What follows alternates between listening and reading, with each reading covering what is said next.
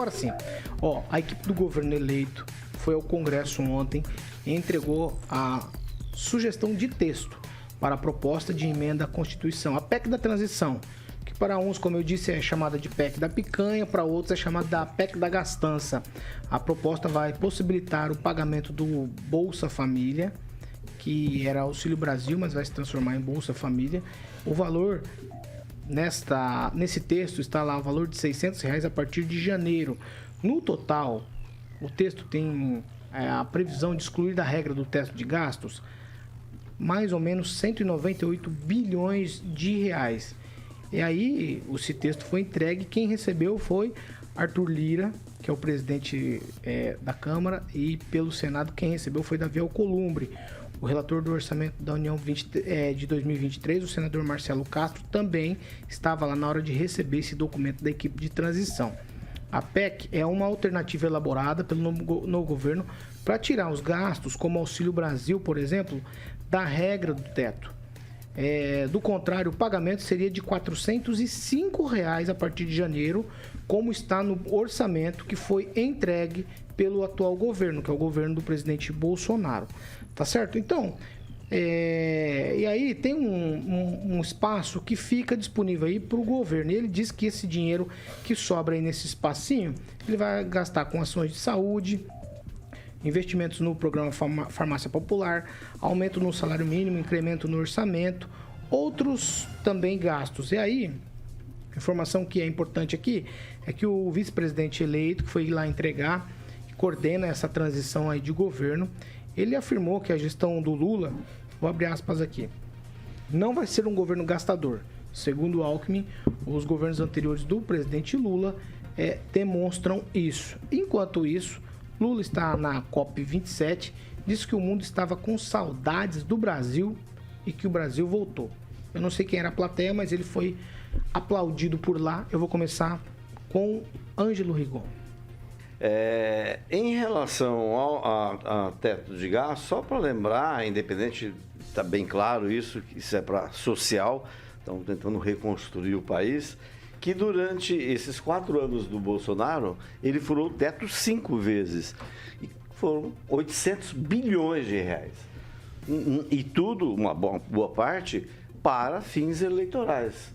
E, como você acabou de dizer, não previa o pagamento de 600 que ele prometeu em campanha.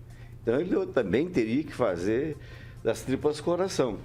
Agora, é importante lembrar que o presidente Lula ele é um presidente eleito, não ocupa cargo público, não é agente público e só vai ser a partir do dia 1º.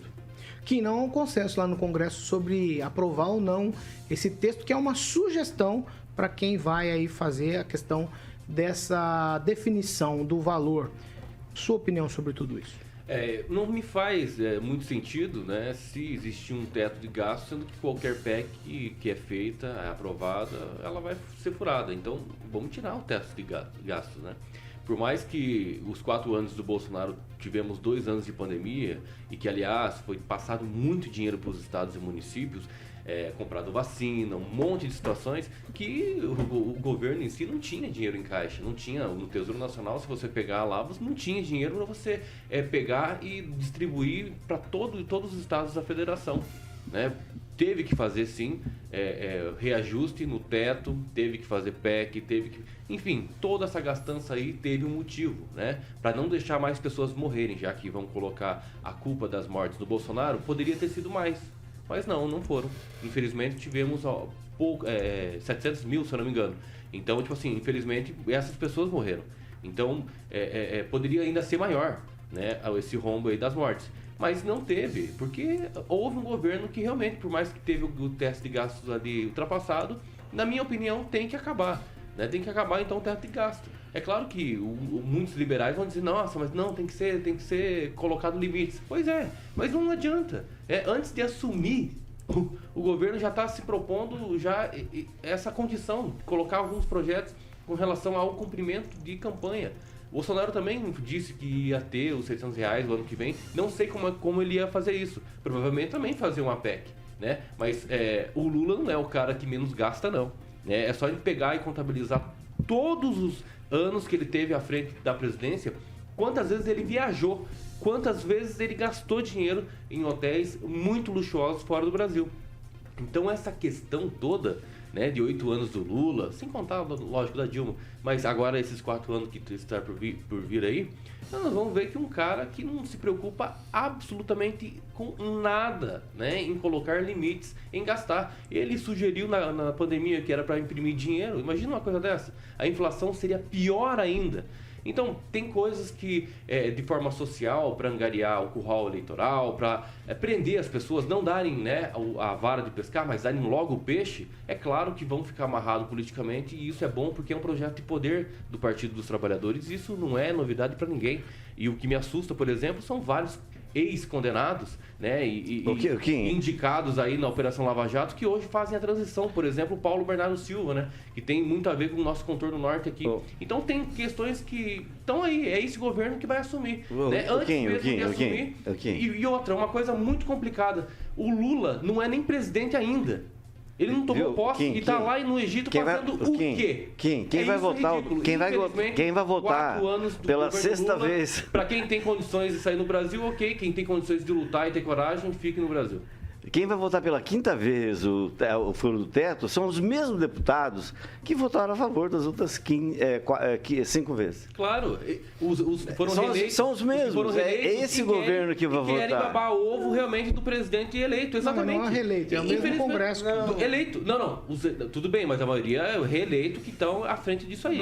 É o mesmo Congresso. Pois é. Tá eles podem fazer tudo, menos negar furo do teto. Sabe por que isso está acontecendo agora? Sabe por que está acontecendo agora?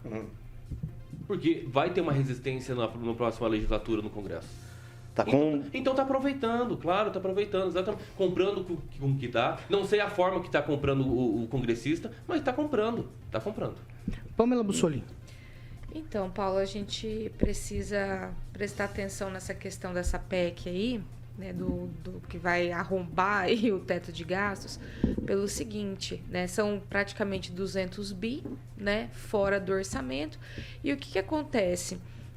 No governo Bolsonaro, claro que a gente teve situações difíceis, como o Kim falou, mas é um governo que fez, né, promoveu uma redução tributária que acaba aumentando a arrecadação.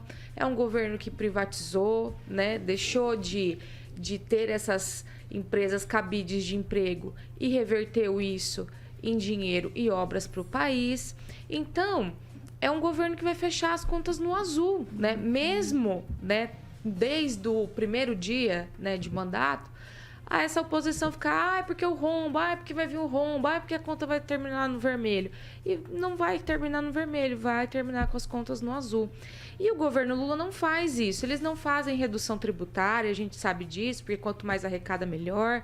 É um governo que gasta muito, sim, né? A história está aí para confirmar. Então, isso que o Alckmin está dizendo é uma mentira. E só engana a besta, né? Porque o mercado financeiro, né, que já está percebendo aí essas movimentações, já está dando a sua resposta. Infelizmente, perdemos bilhões, né, só com alguns minutinhos de fala aí do Lula na semana passada.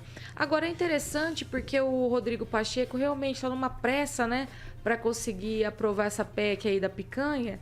No entanto, os senadores ontem parece que esvaziaram, né, a CCJ para não permitir que essa PEC avance sem diálogo. É preciso diálogo, não dá para tratorar, né, as coisas dessa maneira como o PT quer fazer. E me assusta muito, né? Até a gente citou a Gleisi Hoffmann aqui, que é aquela pessoa que subiu no púlpito dizendo que o que é 6 bilhões aí que a Petrobras perdeu em questão aí de corrupção, se ela lucra 500 bi, isso não é nada. Então não existe responsabilidade com o dinheiro público por parte do PT. E é isso que preocupa as pessoas, é isso que nos preocupa, porque a gente pode terminar como a Argentina, né? Um governo que gastou e muito além do teto, está lá com a economia, né, lascada, judiação, né? Sem falar que tem outras questões aí nessa PEC aí da transição, né, que estão chamando, mas que é uma PEC perigosíssima, que é, por exemplo, né, a barreira de ouro, que diz que você não pode gastar com despesas fixas, como está sendo feito aí do Auxílio Brasil. Então, chama a atenção que hoje a gente está pagando 600, né, reais de auxílio sem deixar o país numa pior, as contas no vermelho, estourando o teto de gastos. e depois, para pagar os mesmos 600, vai ter que estourar tudo. Então, é importante que as pessoas estejam atentas, cobrem mesmo, e penso que também é um dos motivos que as pessoas estão indo às ruas, estão vendo que já estão vendendo o Brasil antes mesmo de assumir. Agnaldo Vieira. Eu acredito que seja um realinhamento no teto de gastos, e isso é normal para qualquer governo que chega, né? Se fosse ao contrário também, saindo o Lula e entrando o Bolsonaro, ia se adequar e tem que se adaptar à sua nova proposta, né? Nunca o orçamento vai ser aquele esperado e nunca vai ser aquele que o governante gostaria.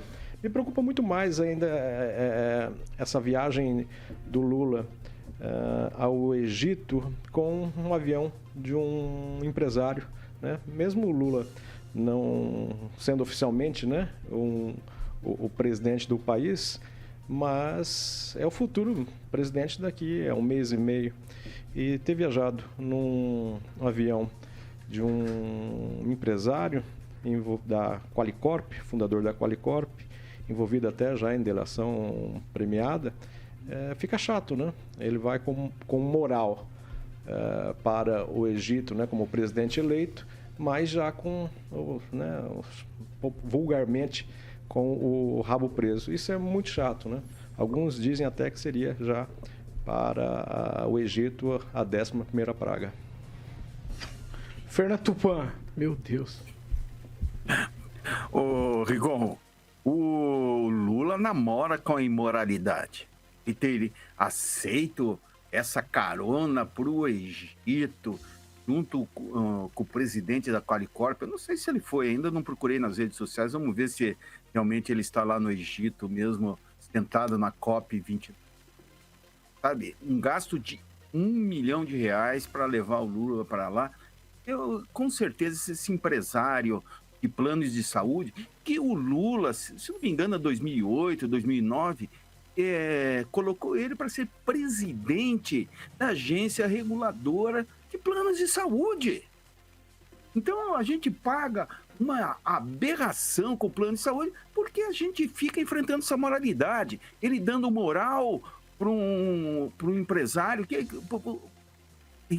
ele vai cobrar esse favor, esse 1 milhão que ele está pagando para o Lula viajar com a mulher Janja, que é aqui de União da Vitória, e o Fernando Haddad, o candidato derrotado do PT lá em São Paulo, vai custar caro para o Brasil. Esperem aumentos, olha, vantajosos para as empresas e planos de saúde. Vão cortar um monte de coisa, você não imagina. O Lula é um namorador que não presta. Como vai fazer uma coisa dessa? Começa errado. 1 milhão. Quem está pagando as diárias? O hotel dele, ele ficou em um hotel em Brasília pagando 8 mil a diária. Quanto será que está pagando lá nesse resort? Esse resort aí, olha, pode ter certeza, não está pagando menos de $4 mil. E quem está pagando isso somos nós, que damos dinheiro possivelmente para o Partido dos Trabalhadores, ou é o empresário que vai pagar também as diárias dele, do Fernando Haddad e da Janja. Então fica uma questão para nós. É um erro infantil do presidente Lula, do futuro presidente Lula. É um erro, sabe? É coisa de criança isso. Nós queremos mesmo. A gente fica aqui, agora há pouco estava o pessoal falando, não, a moralidade de ter 23, aumentar o número de cadeiras de vereadores, mas o vereador não faz uma coisa dessa que o Lula está fazendo, que é um erro. É um erro que eu repito 300 vezes. Não pode fazer isso. Um presidente tem que ser idôneo e não pode ficar dando a mão para empresários, que o Lula, que a esquerda pensa que é socialista, mas é um socialista moreno que só pensa em acumular riqueza. Olha o sítio lá de Atibaia, que estava no nome de uma outra pessoa, ele tinha pedalinhos com o nome dos netos, o apartamento no Guarujá. Olha, meu Deus do céu. O Brasil precisa se reinventar mesmo. E o povo está nas ruas, as 200 mil pessoas que estiveram nas ruas aqui em Curitiba na terça-feira, demonstra isso, que o Brasil precisa mudar e está na hora, viu? Você foi citado no tweet, vai. Tá, só para dizer que tanto o Bolsonaro quanto o Lula são contra o teto estabelecido pelo governo Michel Temer. Isso é deles, os dois são contra. Então isso é algo que une os dois. E só lembrar que as motocicletas foram realizadas durante o governo Bolsonaro, que ainda está no governo. Apesar de não aparecer no serviço há mais de 15 dias, o que faria qualquer ser humano normal ser pago pelo INSS, ele ainda é o presidente do Brasil até o final do ano. Então, a partir de 1º de janeiro, podem cobrar à vontade, pode-se dar eu serei o primeiro. Mas até lá não se pode culpar, porque o governo ainda chama-se governo Jair Bolsonaro. Tweet quem? O que tem que falar é o que o Agnaldo colocou, né? Nós falamos tanto da Lava Jato, operação, foi anuladas algumas decisões, delações algumas continuam sendo, Palocci está lá, né? Como todo mundo já sabe. E fica desse jeito, né? Um jatinho que é alinhado ali a empresas que foram investigadas também. Então fica aquela coisa, tipo, será que o cara realmente é inocente, a alma mais honesta do nosso país? Pois é, eu acredito que não. Tupã, tweet, 1 minutinho, Tupã. Eu preciso falar para o Rigon o seguinte, o Lula está tão encrencado, mas tão encrencado, que Portugal tinha aproximadamente 1.000 brasileiros protestando contra a eleição dele. Até mesmo no Líbano, estavam protestando. Imagina, fora do exterior, o Bolsonaro nunca teve uma repulsa tão grande como o Lula conseguiu com essa eleição. E culpa a gente sabe de quem, né? Perdeu, né, Mané? Eu tenho a impressão que quem perdeu foi o Bolsonaro. Dá uma olhadinha, Tupã, no resultado das eleições, que aí talvez volte. E outra coisa, olha, aproveita, olha, ver as praias de Boberode. Vamos lá. Não. Não, o Bolsonaro não perdeu, quem perdeu foi o brasileiro. Pamela Bussolini, seu minuto. Então, Paulo, sobre essa questão de não pode ser cobrado agora, pode sim, inclusive está nos nossos códigos aí, né, criminais. Você obter vantagens aí, mesmo que ainda que não esteja no cargo, mas em função dele, né? Vou assumir, já estou pegando carona no jatinho do fulano para beneficiar o fulano lá na frente, né? Ter o fulano aqui do meu lado. Isso configura, sim, até um crime, né? Se ficar comprovado esse tipo de situação aí. Agora, eu só queria pontuar uma coisa sobre essa questão do Hospital Sara Kubitschek e outros. O Hospital Sara, ele atende um nicho aí de doenças raras que é só lá. Inclusive, eu conheço pessoas aqui do Paraná que se tratam lá no Sara, crianças, né, em especial, que se tratam lá no Sara, porque não existe esse tratamento, né, nessa magnitude, né, de possibilidades que existe lá. Então, talvez é bom a gente checar antes, se informar melhor antes de condenar o deputado, porque os paranaenses também fazem uso desses hospitais. Agnaldo Vieira. Só lembrando que em Portugal o Lula ganhou por 52 a 48. Portugal tem o maior colégio eleitoral fora do país, né?